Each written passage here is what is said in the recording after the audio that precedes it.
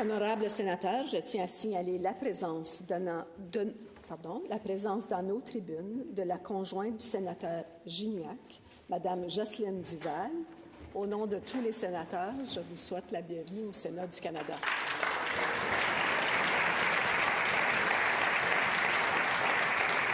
Sénateur Gignac.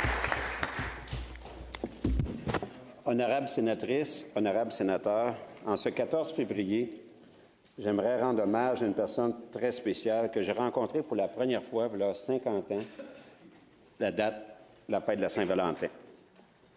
Vous l'aurez deviné, il s'agit ici de ma conjointe Jocelyne qui a été présentée. Grâce à la complicité de son frère Luc, qui était aussi à l'époque mon meilleur ami, et toujours mon meilleur ami, j'avais été introduit à sa sœur, Jocelyne, dans le cadre d'un week-end de motoneige chez lui à Rivière-à-Pierre. J'ai eu tout de suite le coup de foudre pour cette magnifique fille de 15 ans, mais qui avait déjà l'apparence d'une femme de 18-19 ans. Cupidon a fait son œuvre par la suite, puisqu'elle accepta de m'accompagner quelques mois plus tard à mon bal de finissant du secondaire 5. Je savais dès lors que j'avais trouvé la perle rare. Après 5 ans de fréquentation, nous nous sommes mariés et avons eu par la suite 3 beaux enfants et avons le bonheur aujourd'hui d'avoir 5 petits-enfants. Sachez que mon épouse Jocelyne a fait beaucoup de sacrifices pour moi au fil des années.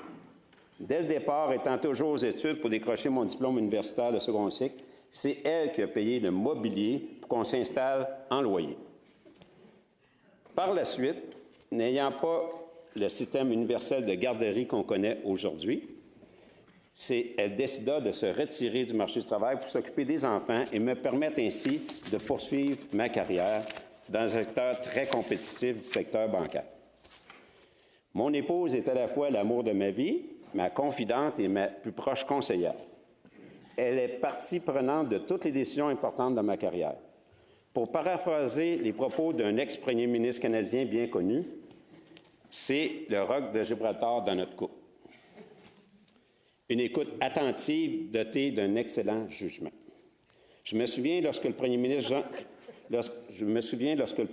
Charest m'avait contacté en 2009 pour m'inviter à me joindre à son équipe dans le cadre d'une élection partielle, elle n'était pas vraiment emballée par cette idée d'un saut en politique, mais m'avait invité à me poser la question suivante, et c'était la bonne question. À 75 ans, est-ce que tu vas regretter d'avoir dit oui, M. Charest, ou d'y avoir dit non?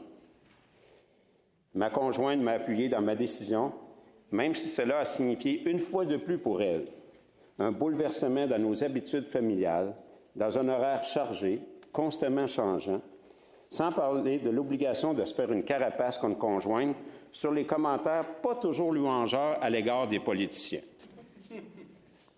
Au début de la pandémie, alors que j'ai atteint le cap des 65 ans, j'avais amorcé une réflexion sur ce que j'aimerais faire dans les années subséquentes. Je me sentais pas encore prêt pour la retraite, mais j'avais le goût de passer à autre chose. Chroniqueur économique, chroniqueur politique, administrateur de société.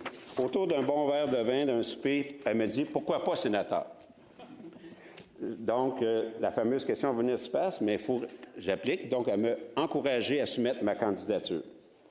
Merci à toi, Jocelyne, pour ton soutien, tes encouragements et tes précieux conseils au fil des années et du privilège que tu m'accordes d'être à tes côtés après 50 ans. En terminant, honorables sénatrices et sénateurs, permettez-moi, une fois de plus en ce jour de la Saint-Valentin, de saluer et de remercier ma charmante et honorable épouse ici présente. Bravo!